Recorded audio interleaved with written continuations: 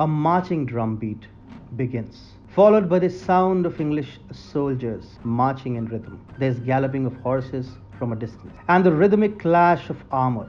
A horn sounds. A light flute begins to play as the dramatic music crescendos. Young Scottish soldier, who was visibly frightened, said, "So many? I didn't come here to fight so they can own more lands. Then I have to work for them." The blonde Scottish soldier said in a low voice, "Not me. All right, lads, I'm not dying for these bastards. Let's go home." Then comes William Wallace and thunders, "I am William Wallace, and I see a whole army of my countrymen here in defiance of tyranny.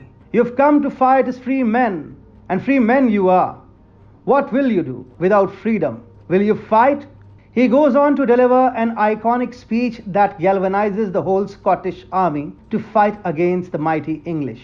Nationalism is an inborn emotion, and true leaders know when and how to evoke nationalism. But for now, let's move from Scotland to Israel. Hi and welcome. I'm Atul Mishra and this is TFI Global, the foreign affairs and geopolitical analysis arm of the TFI Media Group. And in this video, I will tell you about the William Wallace moment of Benjamin Netanyahu and why he will not be crushed by the tyrannical Biden administration.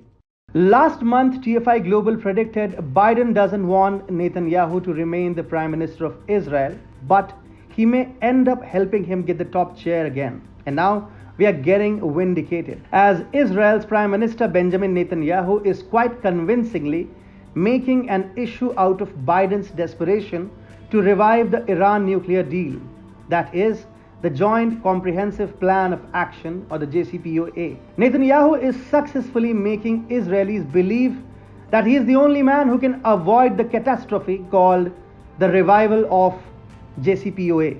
During his poll campaign ahead of Israel's election on March 23, Netanyahu indirectly criticized Biden's plans to reinvigorate the Iran nuclear deal and added that he was prepared to stand against the entire world to stop it.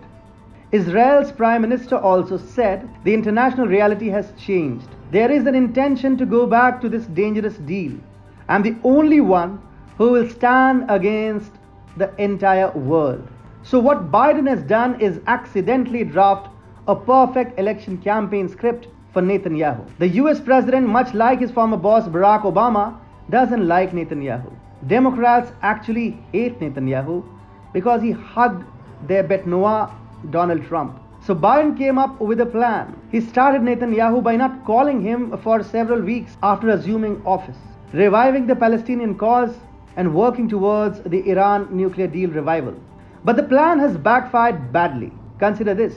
What does a strong man want ahead of national elections? Yes, you got that right. A national security threat and a diplomatic challenge. Biden has unwittingly given Netanyahu just that. So days before the national polls, Netanyahu has the enviable luxury of getting riled up about an emerging national security threat and the need to take on Israel's existential threat, that is Iran. During his poll campaign, Israel's Prime Minister was able to issue a warning to Tehran, courtesy Biden's insistence on making Iran stronger. Netanyahu said that Iran wants to develop nuclear weapons to destroy Israel and asked, "Who will defend you from annihilation? I will not hesitate to do anything against whatever threatens our country." Netanyahu understands how Biden's behavior fits in perfectly. Israel has been going through a political crisis for quite some time now. The upcoming elections are going to be Israel's fourth in 2 years. Yet Netanyahu has managed to survive amid dipping popularity. But as things stand, the Israeli left wing is now rudderless given the kind of criticism Benny Gantz is facing for getting done in at the hands of Netanyahu in their compromised government. It is commonly accepted that Israel's next prime minister will be a right-winger, and Netanyahu is of course the main contender. His approval ratings are strong, with a Channel 12 News poll finding that 31% of respondents want to see him continue as Israel's prime minister. The Abraham Accords, brokered by Donald Trump between Israel and Arab nations like the UAE and Bahrain, have seemingly done the Israeli Prime Minister a world of good. So Netanyahu knows that Israel is facing a leadership crisis, and over and above that, the Jewish nation is also facing a national security threat in the form of Biden, Iran, bonhomie. So Netanyahu has taken the stage to tell Israelis that he would fight against the entire world, which includes Biden, for Israel's sake.